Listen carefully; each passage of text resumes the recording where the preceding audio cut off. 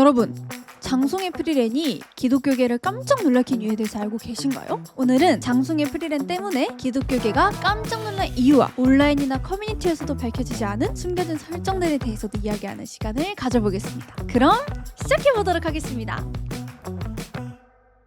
안녕하세요, 기독오타쿠 지원입니다. 장송의 프리랜, 볼 때마다 너무 힐링되는 작품인데요. 저는 개인적으로 이게 그냥 오타쿠들만 좋아하는 장르가 아니라 수위도 별로 안 높고 유머도 있어서 너무 재미있게 봤거든요. 아니 근데 뜬금없이 이 작품이 서양 기독교에서 엄청나게 화제가 되었다고 하더라고요. 일단 이 글들이 바로 서양에서 화제가 되었다는 글들인데요. 이 글을 한번 번역해보면 여정에 헌신하다, 장송의 프리랜과 신앙이 주는 교훈이라는 뜻이죠. 이건 미국의 연합감리교회 홈페이지에 정식으로 기고된 글이고요. 연합감리교회면 최근에는 대규모 분열이 있긴 했지만 그래도 여전히 글로벌한 정통 교단으로 보시면 됩니다. 이 글을 쓰신 분은 네이선 웹이라는 현직 목사님인데 저는 잘 모르는 분이지만 너드, 덕후, 게이머들을 위한 교회를 세우신 분이라고 하네요. 여기 교회 홈페이지를 가면 너무 웃기고 재밌는 게 체인소맨과 성경의 공통점이라든지 덕후를 위한 설교가 영어로 게시돼 있어요. 세상 진짜 넓다 싶어요. 이것뿐만 아니라 장송의 프리랜이 판타지 애니에서 그리스도를 말하는 방법이라든지 장송의 프리랜, 죄, 상실과 영생이라든지 양덕들이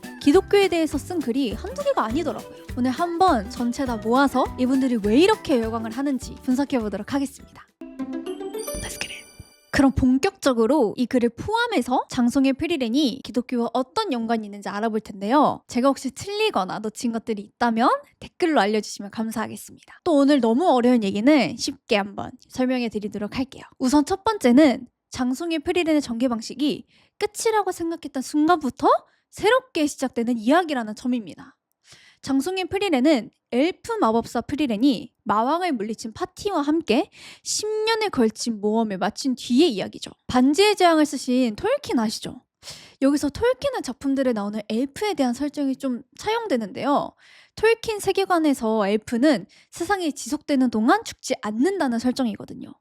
장송의 프리랜은 이 장수나 불멸이라고 할 수 있는 설정을 그대로 가져와서 그로 인해 생기는 삶에 대한 독특한 시각에 대한 내용입니다. 마왕을 무찌르고 난 강렬한 사건 이후, 그리고 그것을 함께했던 동료들이 죽거나 늙어버린 이후, 그 이후에도 영원에 가까운 긴 삶이 지속된다는 게 이 작품의 컨셉이에요.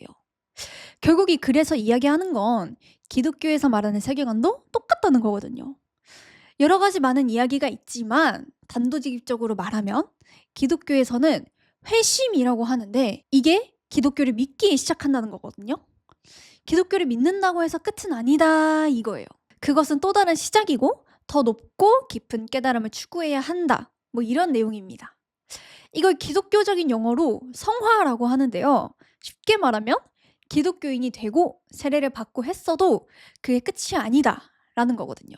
예수님을 닮아가야 된다, 더 좋은 사람이 되어야 한다는 더 길고 어려운 미션이 있다는 걸 의미합니다. 솔직히 제가 생각해도 이 회심 단계에서 끝나서 교회만 다니고 사람은 더 좋아지지 않는 분들이 계실 거라 생각이 드는데 여기 나오는 프리랜처럼 조금은 더 좋은 사람이 되어가는 과정들이 있으면 좋겠다는 생각이 들어요. 이건 정말 교회에서 반성했으면 좋겠는 부분이기도 합니다. 두 번째는 이제 장송의 프리랜이 구원자를 다시 만나기 위한 여정이라는 점인데요. 일단 이 작품에 나오는 프리랜의 목적은 천국이라고 부르는 오레올이라는 장소가 있거든요. 이 오레올까지 여행을 해서 죽은 용사 힌메를 다시 만나는 게 프리랜의 1차 목적입니다. 여기서 마법사 프리랜과 용사 힌멜에 대한 관계가 정말 중요해지는데요. 물론 첫 만남에 대한 사연이 뭐 더 밝혀지긴 하지만 힌멜이 함께 마왕을 쓰러뜨리자고 제안했을 때 프리랜이 500년 동안이나 마주과 실전을 해보지도 않았고 싸우는 방법도 다 잊어버렸다고 하면서 거절하거든요. 僕たちと一緒に魔王を倒そう。今更だよ。もう500年以上魔族との実戦はやってない。もう戦い方も忘れてしまった。 그때 힌멜이 그런 과거와 상관없이 지금을 이야기한다고 말하면서 프리랜을 은둔 상태에서 구원해주는 서사가 나와요. それがどうしたフリーレン。私は今の話をしている。 사실은 이게 첫 만남이 아니고 프리랜이 힌멜이 어려서 길을 잃었을 때 꽃밭을 만드는 마법을 보여주면서 먼저 구원을 해줬다는 내용이 나중에 나오긴 하는데, 저는 이런 서로가 서로의 구원인 이런 구원서사 개인적으로 너무 좋아하거든요. 아무튼 이렇게 강렬한 만남과 여정들을 함께했던 힘멜, 그러니까 구원자를 만나기 위해 천국으로 가는 여정이라는 게 기독교적인 서사와 너무 닮아 있어요. 기독교에서는 세계적으로 성경 다음으로 많이 팔린 책이 철로역정이라는 책이 있거든요. 17세기에 나와서 벌써 수억 부나 팔렸다고 하는 책인데요. 제목이 말 그대로 천국으로 가는 길이라는 뜻이거든요. 내용을 보면 크리스천이라고 하는 주인공이 천국을 향해서 가는 여정에 대한 1인칭 소설인데요. 약간 동화처럼 그 길을 묘사하는데, 제가 생각했을 때는 이 책도 약간 작가님이 참고하시지 않았나 싶을 만큼 구도가 비슷하다는 느낌을 들더라고요. 기독교 신앙에서도 이 땅에 살면서 예수 그리스도를 만난다라고 표현하는 순간들이 있거든요.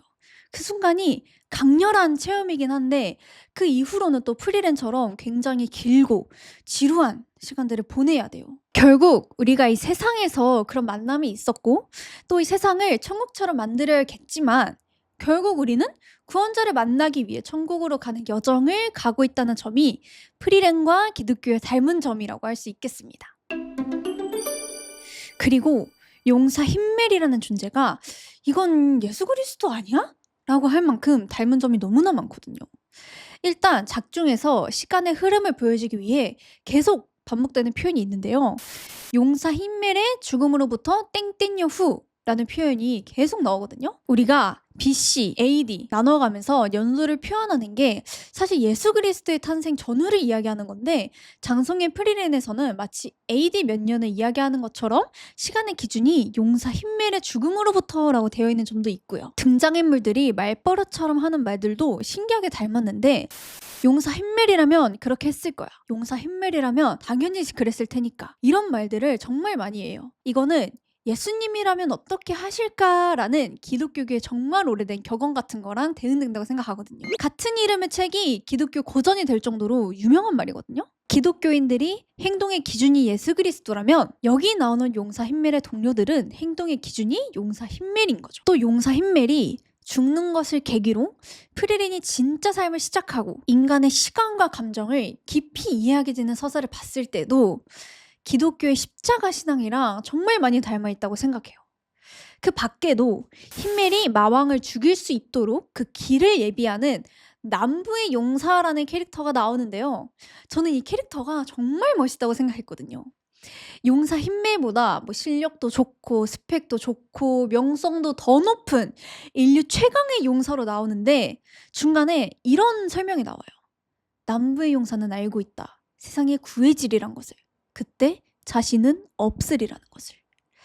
남부의 용사가 가진 능력 중에 하나가 미래를 예지할 수 있는 능력인데, 남부의 용사가 1년 후에 자기가 죽고 힘멜이 세상을 구원하리라는 걸 예언하는 거죠. 프리랜이 힘멜을 만나기 전에 먼저 남부의 용사를 만나는데요.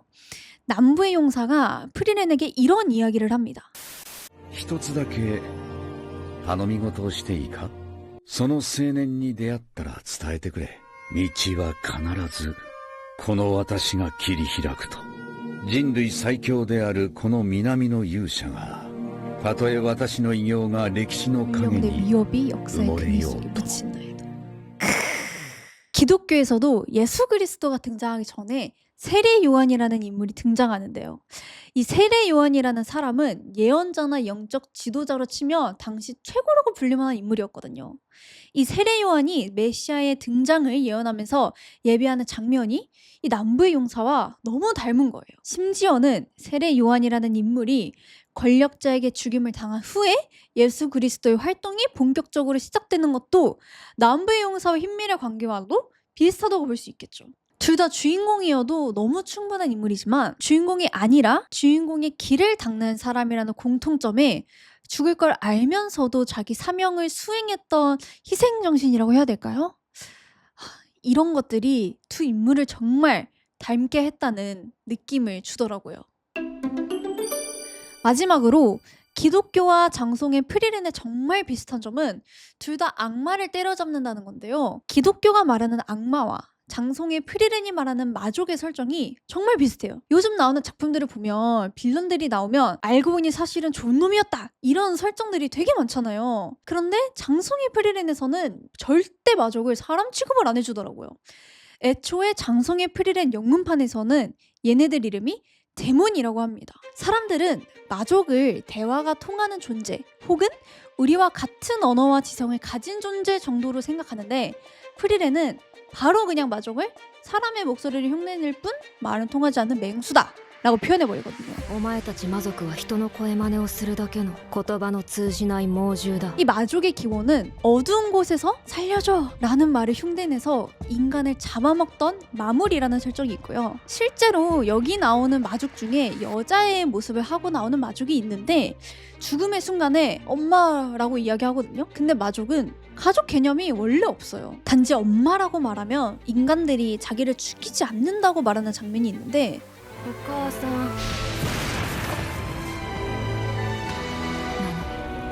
なんでお母さんなんて言葉を使うの？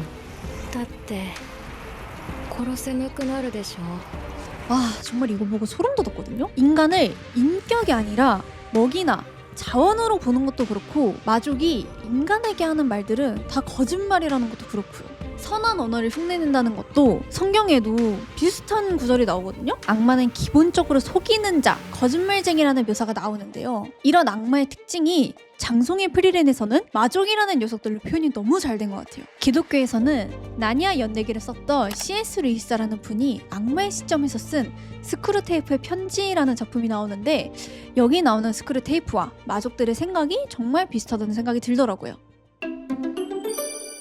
자 여기까지 오늘은 장송의 프리렌 때문에 기독교계가 깜짝 놀란 이유와 숨겨진 설정에 대해서 한번 이야기해봤는데요.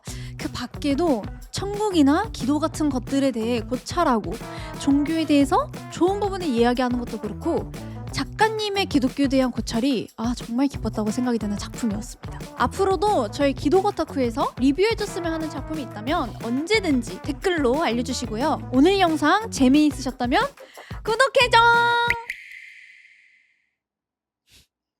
맞아요?